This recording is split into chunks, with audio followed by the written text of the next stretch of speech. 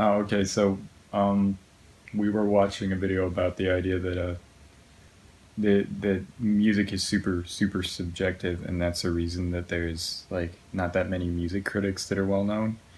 And like I was kind of thinking about the fact that like I pretty much like almost all popular music, like which is weird because like with movies I'm more opinionated. With like TV shows I'm like super picky. I only like basically animation and like really good live action shows. But with music, even pop stuff that doesn't appeal to me, I still am like, oh, they did a good job producing it. And I don't know if that's because I value production over like it appealing to my sensibilities or what, but like I can pretty much like anything. But most people seem to only like one genre, and it's like really common to just be the heavy metal guy or the rap guy or the the symphonic rock guy, like the classical music girl. It's just like, but with me, I like everything, and it's kind of weird. Like, I wonder if there's as much cultural uh, pressure to like certain. I mean, we have things like Rotten Tomatoes, for example, for movies and television shows now. Rotten Tomatoes is doing that, and so uh, there's this kind of larger cultural standard of what makes something good and bad with movies and television, and it's because I think that there's more mainstream outlets for critical reception. Is there a Rotten Tomatoes equivalent for music? I well, mean, I'm like sure that there is, okay, so like I used to be on this website called but it's no one talks about it. Last FM was this website that I was on where you would you'd put in like all your metadata from your MP3 player, your music like sorter, so you have like iTunes reviews or whatever, and then it would basically find like stuff it thought that you liked. And you could go on the pages of all these musicians because they had it's kind of like a wiki of like songs, and there's stuff to listen to. It's very similar to Rhapsody, but people argue about the music on this place like constantly. So you go on the Beatles, and there's Rolling Stones fans, and there's Led Zeppelin, and there's like Yeah, no, more obscure, I think way more obscure that rock bands arguing about it. Yeah, people will fight about what they like yeah. Music is within. very volatile too. It's like in the comment section of every. What I mean is like especially if there's a rivalry. Mhm. Uh, we just watched movie Jobs like Yeah. yesterday, and in that he liked Bob Dylan over Rolling Stone. So I guess that's kind of Well, like is funny in the great. a weird rival. Or Beatles, was it? Was it Beatles that he Yeah, didn't like? he preferred Bob Dylan, There's a rivalry and in his his head. friend could feel this animosity Yeah.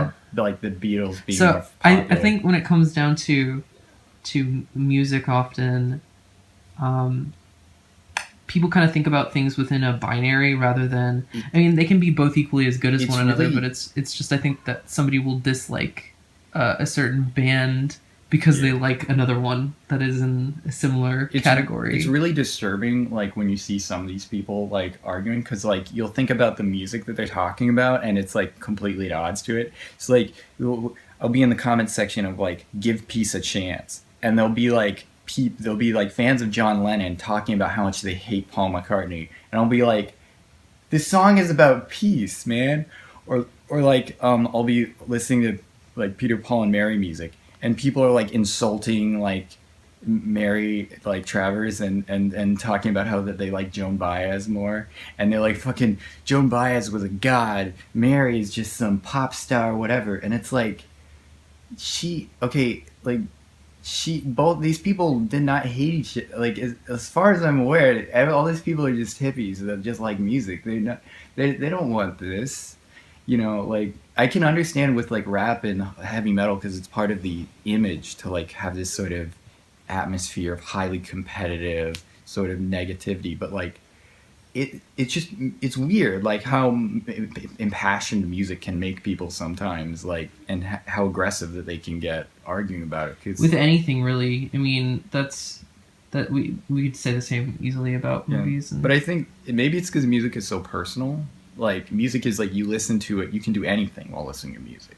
Like with a movie, you There spend 2 hours, with a movie, watching a yeah, screen. you spend quite a while It's like sort of sitting in front of something and I mean, in a video game, it's even more limited because you have to actually like interact with it. You can't distract yourself from it. Like those you know. bitches are almost never as short as movies. So, Yeah, no, those take a long. So the video games make people opinionated because they get stuck in the experience. Like it's a memory. well, yeah, and a lot of people will base their critical evaluations of video games on that measured experience, whether that be Yeah. through like how much they paid, is it worth it, Yeah, or if it's like, oh, I got frustrated because I had to replay these certain bits for yeah. a while. Like or- maybe the game's relatively good, but it was the worst game ever to them because they just did not have the time That's with work that's or actually whatever like in their when I've life. seen people hate on Majora's Mask. That's like pretty much exactly They what they say. they were They too don't like the busy. time system because it makes them reset a lot. Inside the game. Yeah. They couldn't figure it out like because yeah. Well, They regretted the time that they spent. like on somebody certain will be things. like, I love The Witcher 2. It's my least favorite game ever. And it's like So- or The Witcher 3. And I'm like, why? And they're like, because it ruined my life. I just don't have time to do anything. And I'm like, put it down for a while. For me, I like music pretty. There are very few things like my hatred of music comes from But hearing it on My- the radio, my parents and yeah, other people making you listen to it. other when you people don't want making to. me listen to music when I don't want to makes me Yeah. hate it. But Uh, otherwise, I'm pretty. This is the thing was open. when I was a kid. When I was like in elementary school, I actually liked modern country music. But then when I was in art class, I'd want to listen to rock music and I want to listen to like reggae and ska and like jazz and stuff. And all the kids and the teachers would either play like Bruno Mars, which is I don't hate Bruno Mars, but like or they play like Fucking- modern country music, not Ray Charles, not Willie Nelson, not fucking I grew up with Justin Bieber being a thing. yeah, like, Justin Bieber. And we all, my friend group just hated him. We absolutely fucking But despised somehow him. he was everywhere. Anyway. Of course, he was everywhere. I mean, I was at the DMV, right?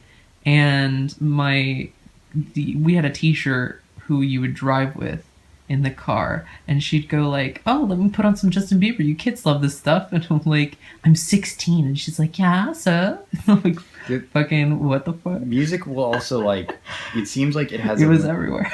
like its reputation is super important. Like people will like a band like U2 or like Radiohead or something when it's new, and then the older it gets, the higher there's a danger that they will start being like they'll hipsterize it and they'll be like, no, Radiohead is just a pop thing now because other people like it. I hate it now. All their new albums are just shit. And there's two categories. There's people that accuse it of only being experimental garbage that they can't listen to or whatever, or they'll accuse it of just being like just pop like trash or whatever they want to call Pop it. music is interesting because, obviously we're friends with some composers, right?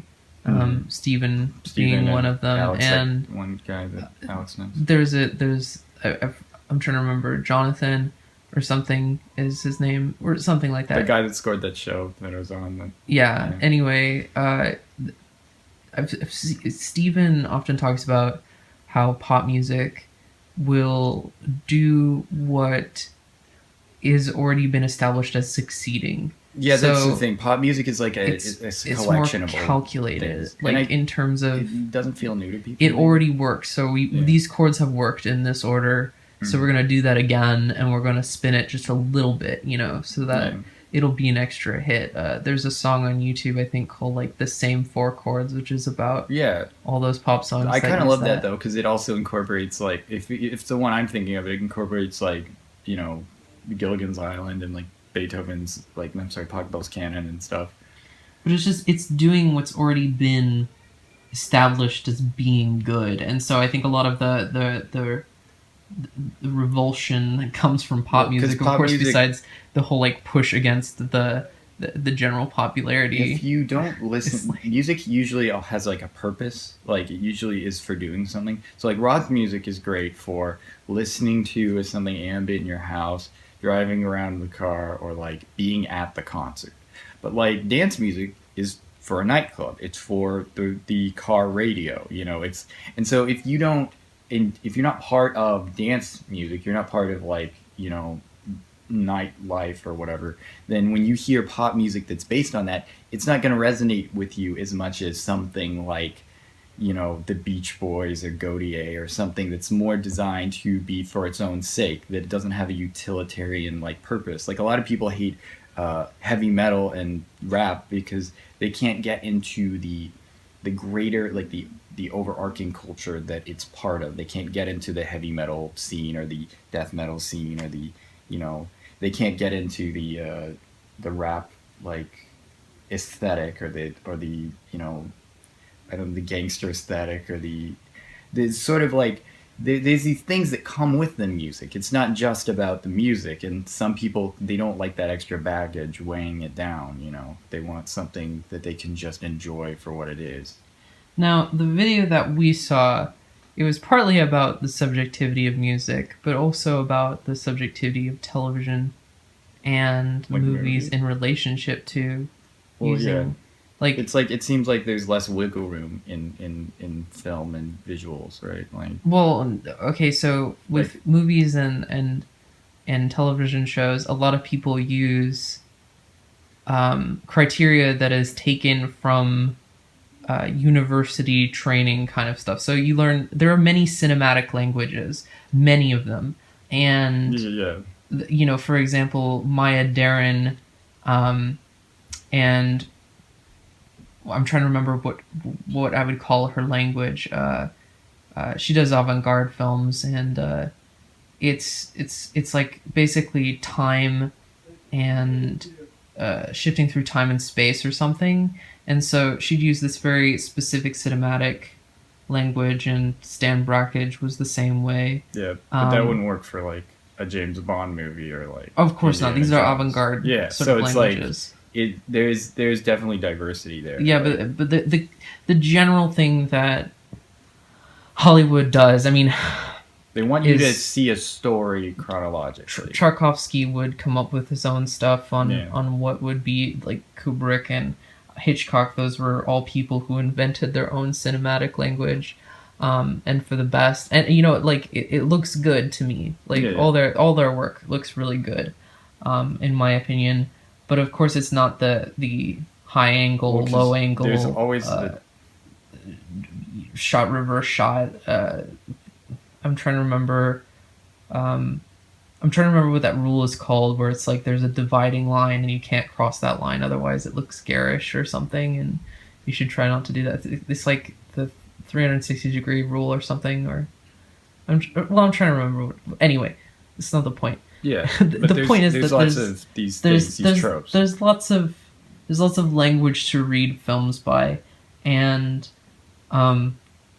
It's kind of weird then that people are always like everyone seems to think that Geely is bad. Everyone thinks that The Room is a so bad it's a good movie. Like very few people are strong defenders of Star Wars Episode One. But yet there's also like there is a lot of wiggle room to consider a film bad or good. Well, Anyway, so it's kind of like weird that the mainstream critics tend to agree. is a movie like The Room a failure? Like, That's the thing. I think is it that expressed the persona of the director and the people story. think that movie is really funny, Yeah. Well, and but we there's enjoy it. there's That's true. there's something called So Bad It's Good, right? We know or- everything we know or what about about him or comes what from about the movie, right? even I would argue case like Donnie Darko is a fluke. There Like are it's- sometimes like it seems accidentally good. it seems accidentally good based on the fact that one is the director's for. I'm trying to remember the director's name. Gosh, my memory's It's not weird working. because But it has a really strong heart. It was his like first fully drafted screenplay. I think his first. When I think you- he hardly touched it after When that. you look at his other And- movies, they don't have the classic quality that it does. Like, yeah, I mean, I haven't seen all of them, but there's definitely something the missing. box was awful.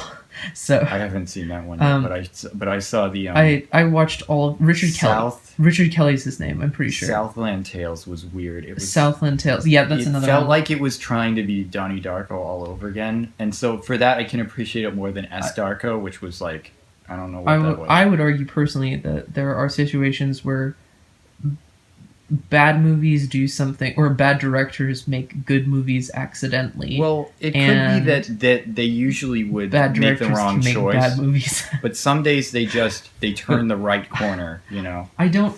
You know, there has to be somebody in the fucking world who thinks that Tommy Wiseau's The Room is like a legitimately I good think movie. it's I think it's a pure communication of what he wanted to I feel like express. I'm Like I know more about I feel like I understand him even though I've never met him, you know. I feel like I'm like one of the only people on the face of the earth who thinks that Sam Raimi's Spider-Man 3 is actually like a pretty good movie. I mean I always knew why. Like as soon as I saw the movie, I understood why it was getting like bad reviews from some No, you people. can understand it. Yeah, you can relate to the complaints. It's But just it's like, just like I don't dislike the movie. yeah, I exactly. love this scene where he's like walking through the city and going to the Well, nightclub and all that. Like I love the middle of the movie. I love that there's so many villains. That's I actually like when there's too many villains. arguing for Spider-Man 3 being a good movie is something that I definitely want to tackle at a later time, and I don't Yeah. want to There's unleash more my to be said points on about the it, but it's world. like a lot of people don't like it, but some people do like it, and it's like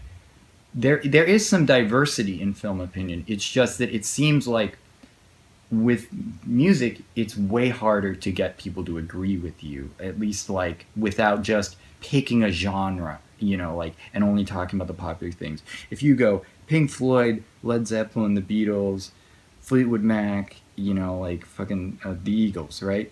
If you just pick those kinds of bands, everyone knows them, and you just say great things about them, a lot of people will like your video, but you're not gonna get like diehard fans unless you start talking about like really obscure stuff. You know, like we're below Sigur Rós level, like you know below Mars Volta level, like that obscure. Then you get people coming to you because they agree with you, and you also get people hating on you for liking like pretentious things or indie things. But it's like hard to get everyone to go, yes, this music is good, because there's people who hate the most classic stuff. There's people who hate Michael Jackson. There's people who hate Elvis. You know.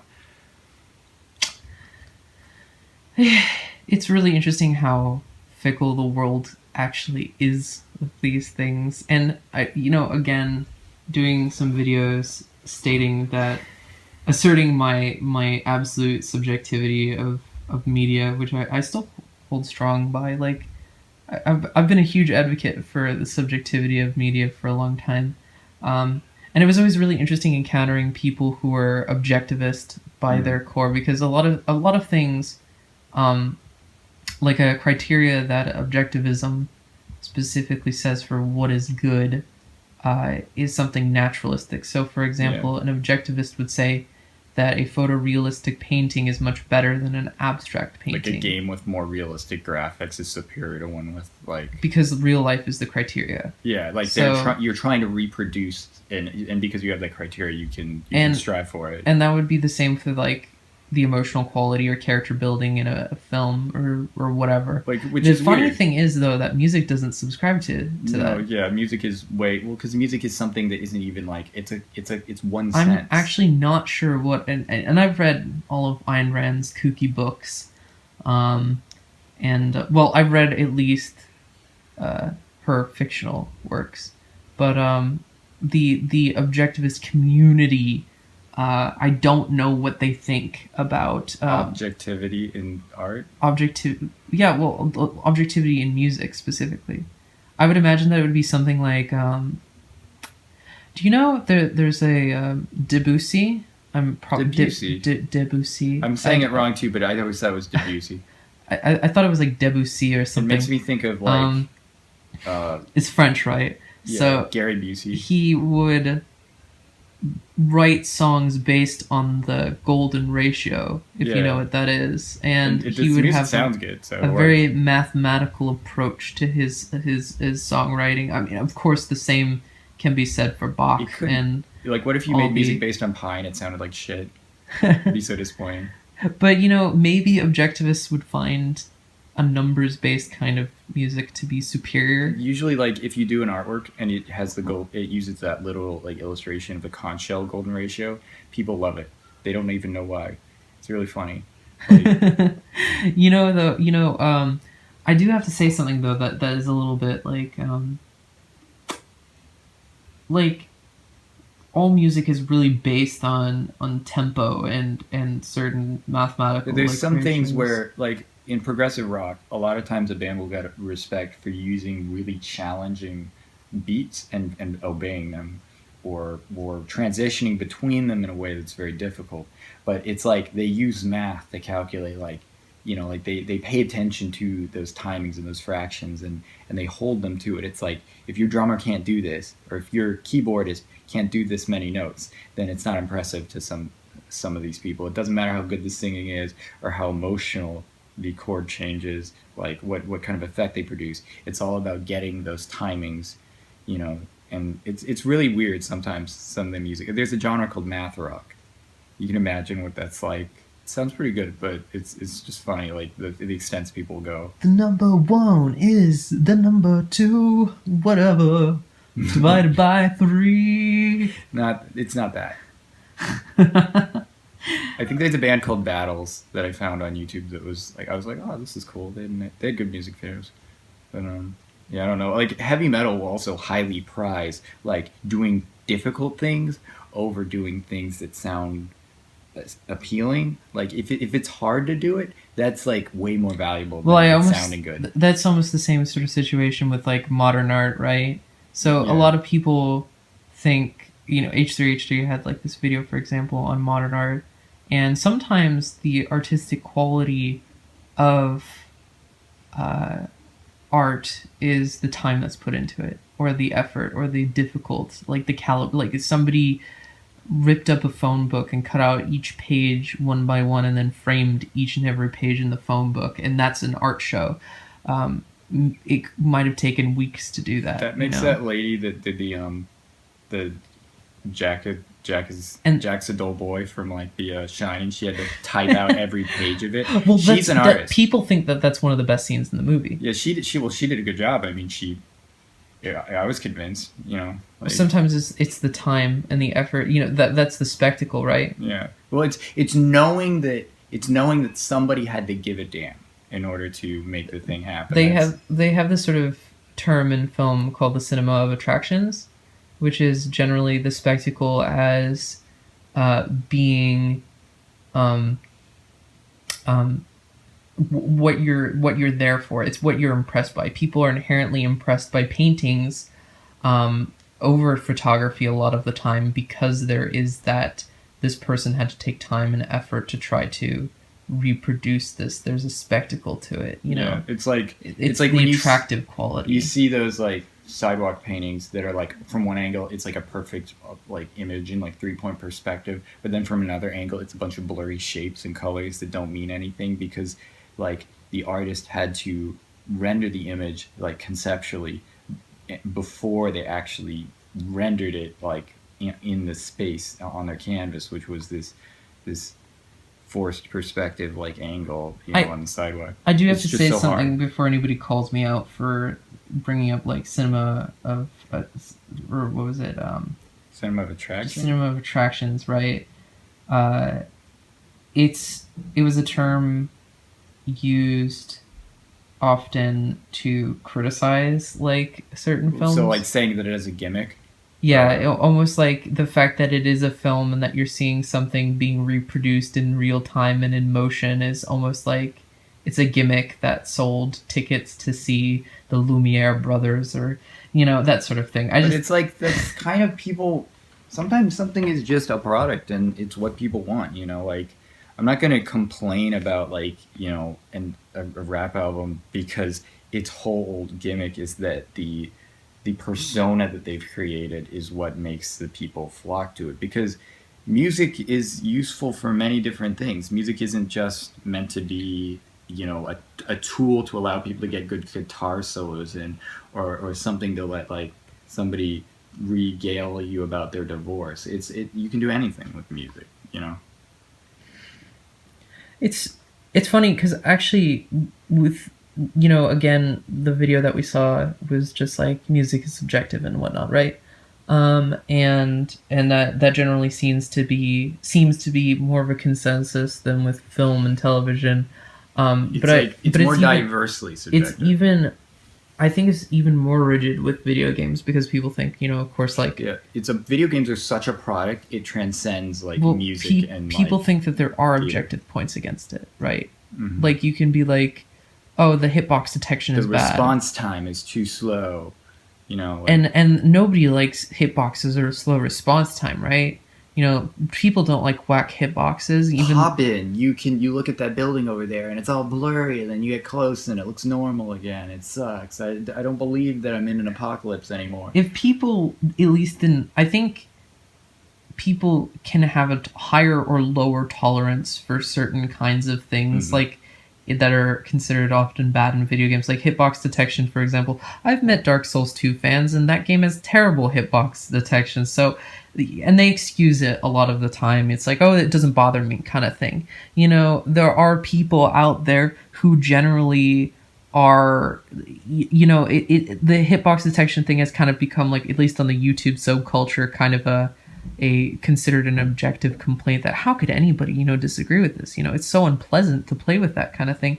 But if you actually talk to some people and really interrogate them about certain games with supposed hitbox detection issues, you'll find that it's also pretty opinionated and pretty loose Yeah. what people think about that sort of stuff. Same with glitches. I think it's funny how like sometimes people come to a product for very different reasons. I like the Portal franchise for its puzzles and stuff, but I also just a big appeal to me is the charm of the characters. So like I heard a lot of people like I get this thing that like a lot of people were disappointed with the second game because it just didn't have enough puzzles, and like Well, a lot of I the mean puzzles were repeats. or they were in the It was the trying to DLC, not the reintroduce DLC but the multiplayer. it was trying to, like, reintroduce the audience into the mechanics of the game, and Yeah, which of kind of course makes sense since it's like a sort of MGS2 the, sort of the, situation. the But multiplayer puzzles were definitely, a lot of people consider that to be the best part of Portal 2 because it was such a unique yeah, aspect to the game which that wasn't in the first one at all. which is really weird to me because like it's not like wrong, I understand it, but it's like it, what pulled me to Portal was GLaDOS and Shell and the freaking turrets and all that A stuff. lot of people debate the writing quality in comparison as well. A lot of people, yeah, it's like there would be like pacing or like there's like a mystery in the first game. It's like like there's different things that they do in each game that different people like, and so it's weird that we feel like there's such an objectivity in the industry of video games, but yet when you look at players, they actually do play games for very different reasons, and it's not so simple as just copy The Witcher, copy Arkham Asylum, and you're good. Like you can't really do that and have people love a game. You can do that and have people like it, but it's not the same thing.